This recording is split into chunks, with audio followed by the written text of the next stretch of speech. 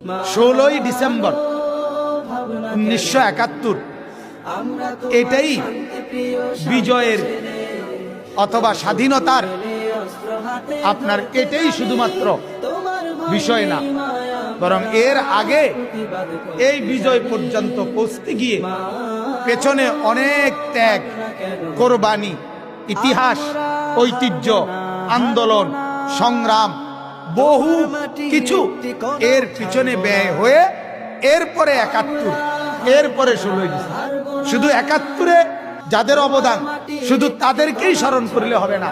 1757 সন থেকে যেদিন নবাব সিরাজউদ্দৌলার পতন হয়েছে, সেদিনের পর থেকে এই লম্বা সময় এই ভারতীয় উপমহাদেশের আজাদির জন্য, স্বাধীনতার জন্য যত মানুষের ত্যাগ ছিল প্রত্যেককেই আজকে শ্রদ্ধার সাথে স্মরণ করা জরুরি।